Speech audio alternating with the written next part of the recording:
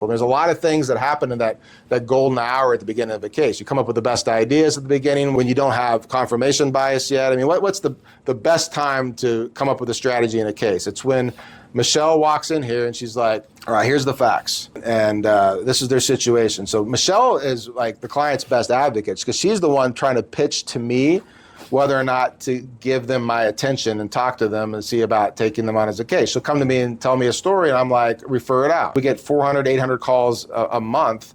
I can't talk to all those people, and neither can she. So we've got a process for that is very imperfect, that's designed to get the clients that can afford us and have good stories based upon the truth and an injustice happening, and then also the ones that can afford us can get to the top two so we can ascertain whether or not to represent them on terms that work for them.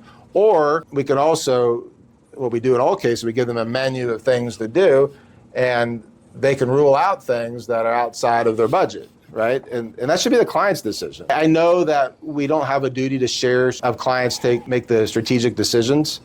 Like, clients get to do several things unequivocally. They can decide whether or not to fire you. They get to decide whether or not to take a deal. In a criminal case, whether or not to testify. And in a criminal case, whether or not to have a jury trial or a judge trial. And then we make the rest of the decisions. But our model is not like that. We give clients, here's what we want to do. What do you think? And boy, it keeps them informed. They get to decide whether or not to pull this lever or push this button and save money.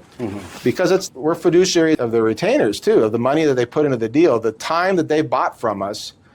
It's our duty to make it the most impact, right? We're fiduciaries of blood and treasure, like the family's life savings, the equity in a grandmother's house.